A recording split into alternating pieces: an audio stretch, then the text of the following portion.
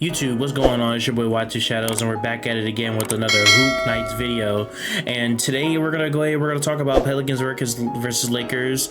Lakers get the dub, 136-115, 21-point win. This is probably one of the best Lakers offensive performance in a while, because the Lakers were hitting on all cylinders, and we've been able to score the basket like for a while. The last time we've been this good at scoring was the Denver game where we scored 123 points. The Lakers haven't scored like this in a while, and funny enough, this is their season high actually, so technically if you want to say this is an anomaly, you probably can, but 136 being their season high, not a bad mark. I want to go ahead and want to talk about the Pelicans side first before I go into the Lakers side. Shout out to Zion Williamson tonight, man. Zion had 37, 6, and 4. Zion was unstoppable on that court. You can clearly see when Zion Williamson is healthy, locked in on basketball, and in the lab, Zion is a force to be reckoned with.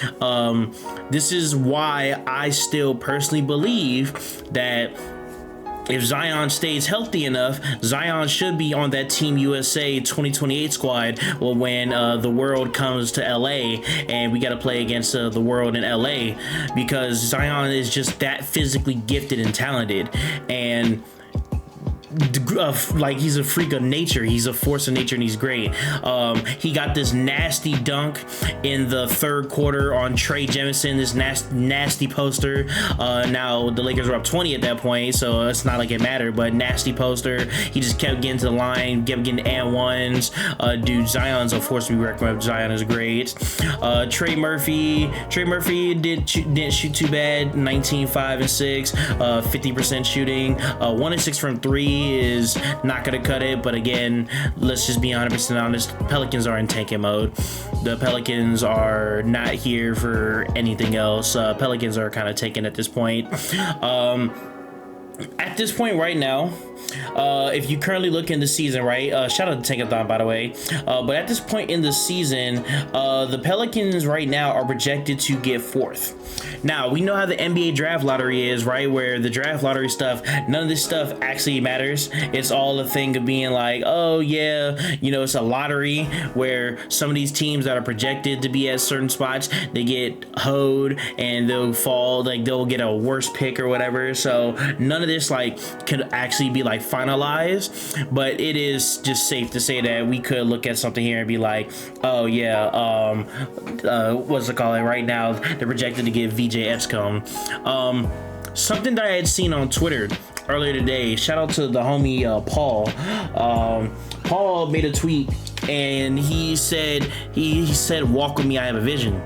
He said Dylan Harper from Rutgers, right now, as you guys can see, projected to go number 2. Dylan Harper, Herb Jones, Trey Murphy, KD, and Zion.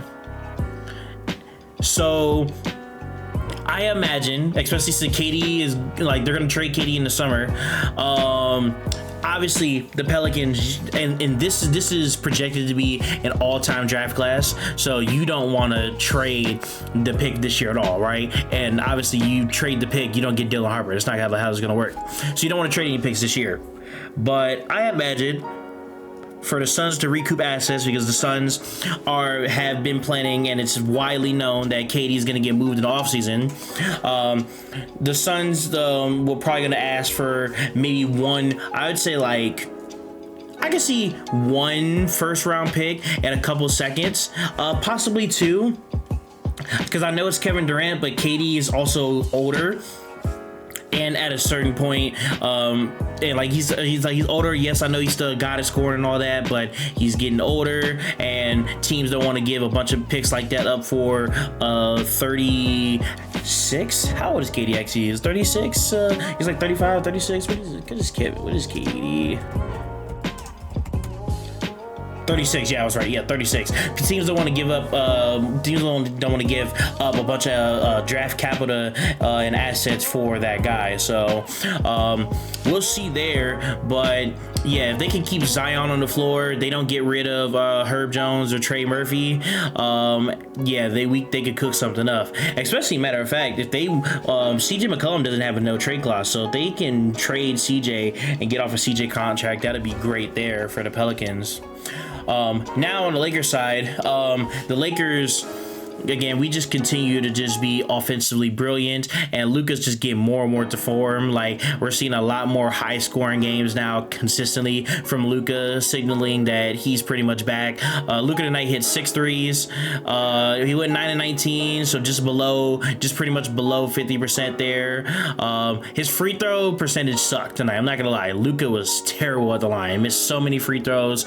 But in the first quarter, Luka had hit 3 straight threes, and they were gonna try to go for a 4th one, but the Pelicans trapped him at half court, forced him to give up the ball, and they wouldn't let him get open at all. Like, they kind of just they were just trapped him the whole time.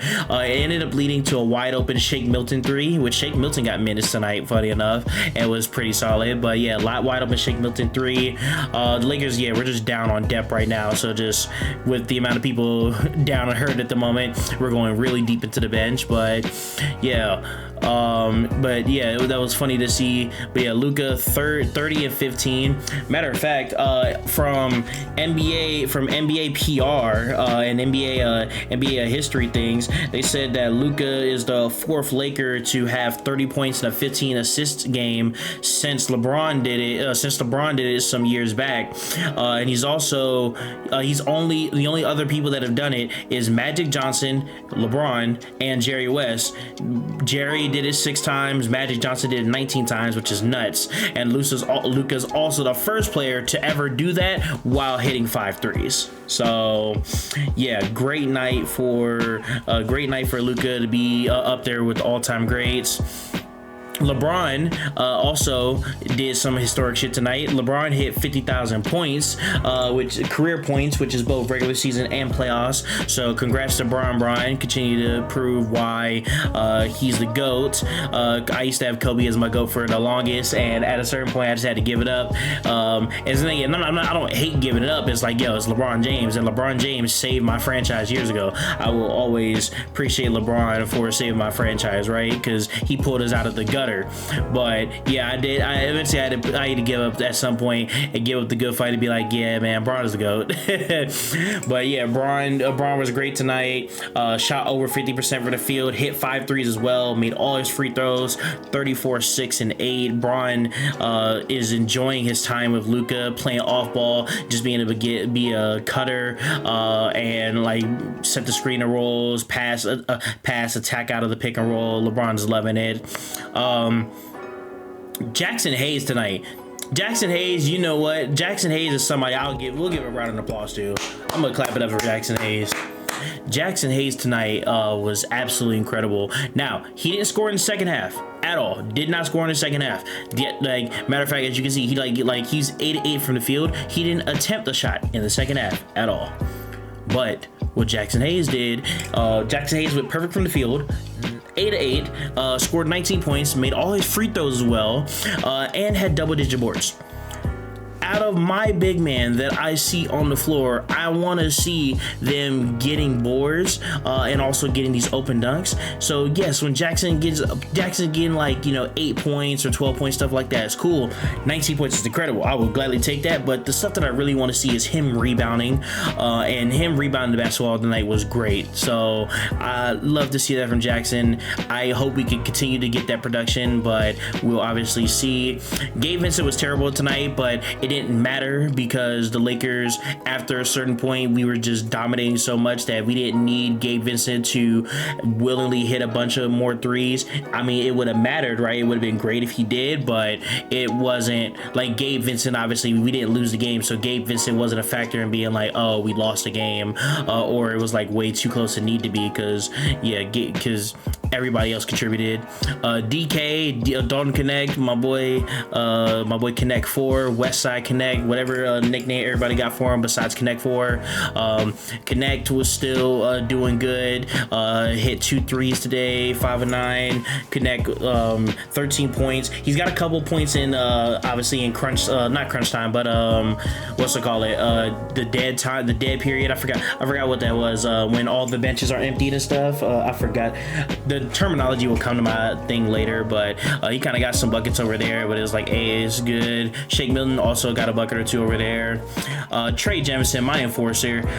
I mean, bro, the fact I just need him to be an enforcer, and that's literally what he's doing. Now, him getting points and rebounds obviously is great and setting screens, but one thing I love, bro, him and Vando, if you touch LeBron or Luka, oh, they gonna fuck you up.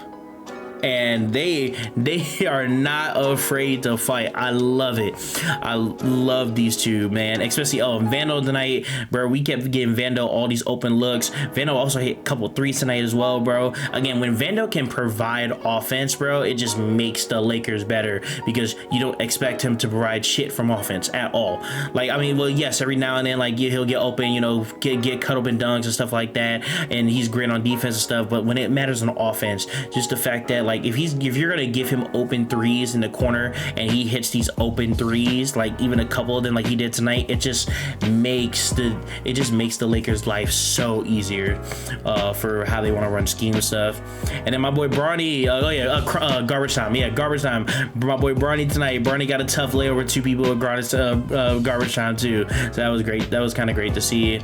But yeah, man, the Lakers, we just kind of were really on the roll pretty much. Like after I think the Pelicans, they got like an early lead, like an early little lead, like maybe a couple points, but after a certain point, the Pelicans, we just got a lead in the game and just took off, never looked back at all. As you can see, I mean, we outscored the Pelicans in the only quarter they outscored us in is the second quarter, and even then you see the gap between the first and the second, where that second quarter gap doesn't really matter at all. We were leading, so we led 3 out of the 4 quarters, which is great, and obviously it results in the win there. Lakers just continue to shine, and I love what we're doing for the team. Yeah. Really quick, I'm just gonna mute it up because I just want to get to, so Zion on this first thing, because stole that shit from Luka, playing great defense. I just wanted to resume to where Luka was getting hot. Where was Luka getting hot at? He was after like some free throws. It was early. Actually no, here, we'll watch the shot. So this is when Bron gets 50K, right? So Jackson is rolling to the basket, does the pick and roll, and Bron's about to flash up to the upper left hand corner up here. And then they overhelp, which, you know what, I get why they overhelp, because they've been scared of Jackson just getting these free points for a while, so I get why they did that. Zion overhelped there, which, I mean, I get why Zion does it, because that's Zion's body frame, so I get why Zion does it. Open 3! Got it! 22 seasons, 40 years of age! Look at this, 50,000 points. Beautiful, some absolutely beautiful shit. I'm trying to figure out, is this where to start? Oh yeah, I think this, so after, Luka had missed some free throws. So here it is. Yeah, Luka had gotten to the free throw line, 3 free throws, and missed a couple free throws. Vando, he had a couple of and Jordan, is that Jordan Hawkins, I think? Or I think Jordan Hawkins might be a different number, but come here. In his face. Well, the Don now has hit a 3. Been as good as. So next possession here, Luka's got the ball at the top. Better than anybody defensively. Just deep 3. It's like 27, 28 feet. That was right near the R that kind of has a little library. Just so why trade beautiful. And then, oh man, just there. So then Luka was about to drive, obviously. So he kicks out the Shake. Shake technically could have shot it, but obviously, you know, he wasn't squared up or nothing like that. So I'm actually glad Shake does what he does here. So Shake drives baseline, high key. I don't know if he might have stepped out of bounds and they didn't call it, but oh man, they surround the paint here. 4 people on the paint. Yeah, there was like nowhere to go for this except the corner. Oh shit, yeah, that's great. And then Luka, yep, Step back. And look at my boy Luka down here dancing. The Don. Turned over to. And then they don't show the one afterwards, but Luka was about to pull it for everything too. At the moment he crossed half court, it looked like he was about to. Yeah, he had to get it out of his hands. They were like, hell no, they were not fucking with it at all in this game. But yeah, let me see. Zion went off, so I want to see if they show it. Not off, but I mean Zion did go off. Like, I'm not gonna act like he didn't. Oh yeah, my bad. So this Luka to connect connection over here. This was nice. So Luka about to take a charge on Kelly Olynyk. Olynyk does his weak ass pass. Luka gets a steal. Kicks it out to connect wide open, and Braun's already down court. So actually, funny enough, it's a 3-on-2 because you got Vando running as well. So yeah, 3-on pretty much. I mean, we're looking at 2-on-1, but like it could be 3-on-3 if Kelly Olynyk's fast enough, which he's not. Connect could either make one or two options, and he makes great read. I'm not gonna lie, the nigga right here knew Braun was getting the oop too. Everybody knew Braun was getting the oop, and he looked at Braun and tried to stop it and just couldn't stop it. Braun was higher. Braun was definitely higher. And then where was it? I think was it right here when Zion? Oh, Zion wasn't in the game just yet. So hold on.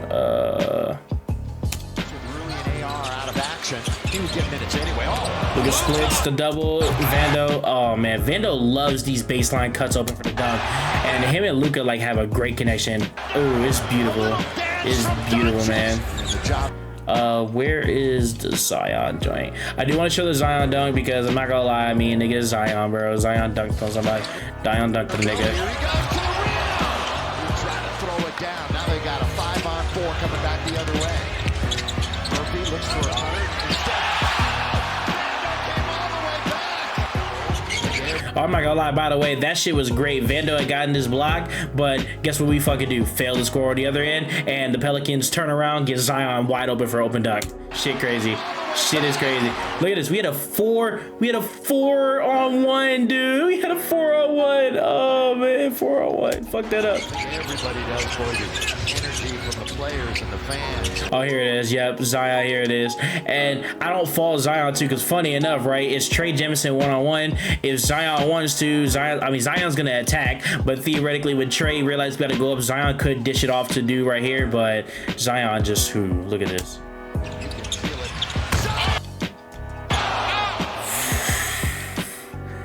God damn, Trey. Yeah, that's tough. That's a facial. That is a disgusting facial actually.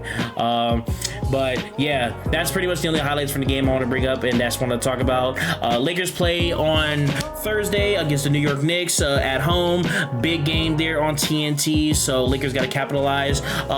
Karl Anthony Towns was out the last game due to personal reasons, and they said that they hope the team rejoins them on the West Coast trip for the Knicks. So I don't know if Cat is actually gonna play or not. We'll kind of see. Hopefully we'll hear later about what it is. I don't know if Jordan Woods is pregnant or anything, so maybe or something like that, or a health issue. Obviously I know people do the jokes about, hey, healthy players or people that were out, they always come back against the Lakers, but regardless, I mean, I'm not gonna make no jokes about it and all that. You don't want to make jokes about anybody's situation that you don't know nothing about. So wish Cat and his family well, and hope that it's nothing too serious, right? That's outside of the game of basketball. It's really, really hard to deal with there.